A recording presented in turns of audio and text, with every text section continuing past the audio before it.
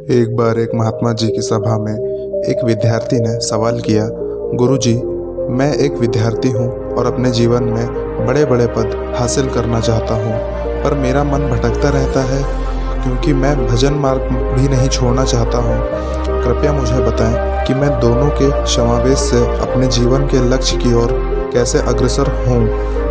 तो महाराज जी उस बच्चे की तरफ देखते हुए जवाब देते हैं कि विद्यार्थी जीवन में आपका सबसे बड़ा धर्म होता है निस्वार्थ भाव से अध्ययन करना, ना कि किसी भी पद प्राप्ति की इच्छा रखकर भजन मार्ग अपनाकर सांसारिक सुख की चाह रखना।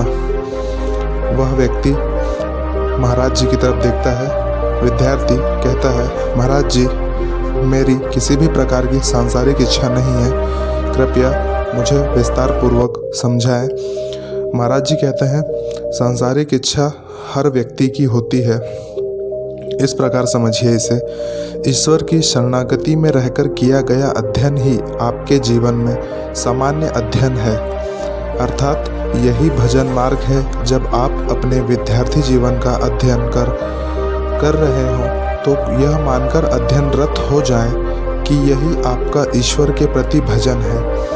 अपने कार्य को यह मानकर न करें आपको कोई पद मिले या आप डॉक्टर बने, पुलिस बने या कोई बड़े नेता बनकर, अगर आप सोच रहे हैं कि जब मुझे अपने जीवन के लक्ष्य प्राप्त होंगे तभी मैं मानवीय सेवा करूंगा, तो ऐसा नहीं है। अगर सेवा का भाव देखा जाए तो आप एक साधारण किसान रहकर भी आप सेवा कर सकते हैं, भजन मार्ग कर सकते हैं। भजन के लिए लक्ष्य प्राप्ति का होना आवश्यक नहीं है, अर्थात यदि आप किसी कार्य को अपनी संपूर्ण लगन के साथ करते हैं तो निश्चित ही आपका वह कार्य सफल होता है। सबके जीवन में लक्ष्य होना अति आवश्यक है, लेकिन भजन करने के लिए लक्ष्य का होना ना होना आवश्यक नहीं होता।